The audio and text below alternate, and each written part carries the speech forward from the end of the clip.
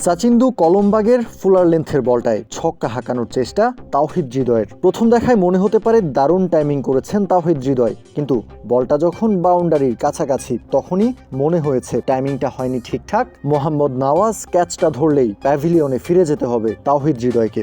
নওয়াজ সহ গোটা গল গ্যালান্টসের ক্রিকেটাররাই জানতেন হৃদয়ের উইকেটটা কতটা গুরুত্বপূর্ণ, তাই তো ক্যাচটা ধরেই ভীষণ আগ্রাসী সেলিব্রেশনে মেতেছিলেন নওয়াজ। ততক্ষণে তার কাছে ছুটে এসেছেন গল গ্যালান্টসের অন্যান্য সতীর্থরাও। গ্যালারিতে গলের ভক্তদের উচ্ছ্বাসও বলে দেয় তাওহিদ হৃদয় তাদের জন্য কতটা চিন্তার কারণ হয়েছিলেন।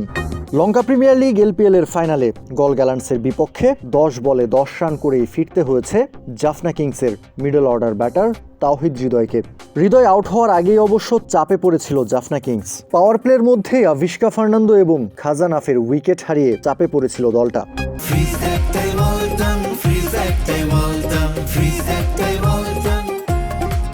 জাফনার ব্যাটিং ইনিংসের পঞ্চম ওভারেই তাই ব্যাট হাতে মাঠে নামতে হয়েছিল তাওহিদ হৃদয়কে।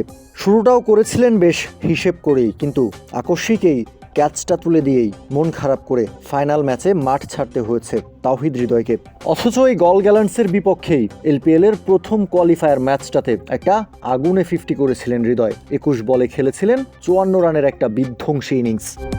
LPL এর এবারের আসরে এখন পর্যন্ত হৃদয় ম্যাচ খেলেছেন মোট 5টা, আর এই 5 ম্যাচের মধ্যে ফাইনালেই হৃদয় সর্বনিম্ন রান করেছেন। বাকি 4 ম্যাচের 3টাতেই ছিলেন অপরাজিত। তাওহিদ হৃদয় আউট হওয়ার পরেও আসা যাওয়ার মিছিল চলতে থাকে জাফনা কিংস ব্যাটারদের। জাফনার হয়ে এদিন 7 নম্বরে ব্যাট করতে এসেছিলেন আরেক বাংলাদেশি ক্রিকেটার সাকিব আল হাসান। চাপের মুহূর্তে সাকিবও দলের হাল ধরতে পারেননি, বরং ভেঙে পড়েছেন। ব্যাট হাতে 13 বলে করেছেন মাত্র 9 রান, ছিল না কোনো ছক্কা কিংবা চারের মার। লঙ্কা প্রিমিয়ার লিগের ফাইনালে তাই মোটা দাগেই ব্যাট হাতে ব্যর্থ হয়েছেন দুই বাংলাদেশি ক্রিকেটার।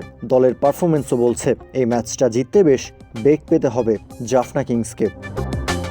কাউসার শান্ত, ক্রিক ফ্রেন্জি।